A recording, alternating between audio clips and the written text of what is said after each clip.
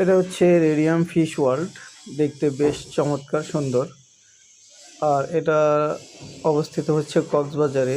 আপনারা যারা কক্সবাজারে ঘুরতে যান তারা অবশ্যই রেডিয়াম ফিশ ওয়ার্ল্ডে গিয়ে একটু পরিদর্শন করে আসবেন। বাহিরটা দেখতে যতটা সুন্দর না, কিন্তু ভিতরটা দেখতে খুবই সুন্দর। আমি প্রথমে ভেবেছিলাম যে আসলে দেখতে মনে হয় না ভালো লাগবে, কিন্তু পরবর্তীতে আসলে আমি যা দেখতে পেলাম সেটা আসলেই খুবই চমৎকার, সুন্দর এবং মনোমুগ্ধকর একটি ভিতরের পরিবেশ। আপনি ভিতরে ঢুকলেই দেখতে পারবেন সামুদ্রিক সব মাছ, বিভিন্ন ধরনের সামুদ্রিক মাছ আপনি এখানে দেখতে পারবেন। বিশাল বিশাল অ্যাকোরিয়ামের মধ্যে যেগুলোকে কী করে রাখা হয়েছে, পানির মধ্যে ছেড়ে দেওয়া হয়েছে। তো এইখানে আমি আসলে যতটুকু আপনাদের বোঝানোর জন্য যতটুকু সম্ভব আমি প্রতিটি ভিডিওতেই ডেসক্রিপশন সহ বর্ণনা দিয়ে দেওয়ার চেষ্টা করেছি। ওইখানে মাছ সম্বন্ধে এবং মাছের নাম, আকার ভেদে সব কিছুই ওইখানে দেওয়া আছে। তো আমি যখন আপনাদের এই ভিডিওটি আপনাদের কাছে যখন উপস্থাপন করতে যাচ্ছি, তখন আমি আসলে চিন্তা করেছিলাম যে এইভাবে হয়তো বা আমি বলতে পারবো না, তাই প্রত্যেকটি মাছের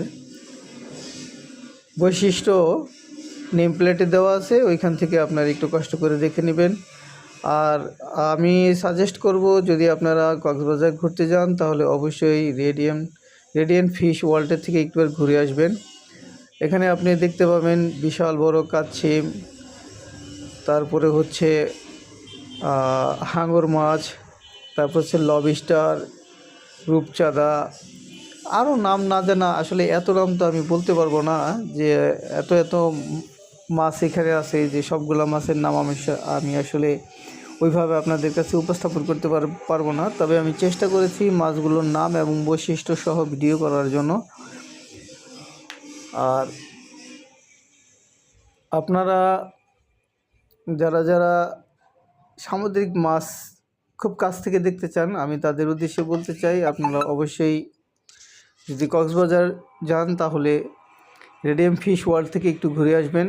প্রথমে হয়তো বা বাহির থেকে আপনার দেখতে ততটা ভালো লাগবে না, কিন্তু অবশ্যই ভিতরটা মোটামুটি খুবই সুন্দর, মোটামুটি না বেশ সুন্দর। আমার কাছে বেশ ভালোই লেগেছিলো। প্রথমে আমার কাছে বেশ একটা ভালো লাগেনি, কিন্তু পরে খুব ভালো লেগেছে।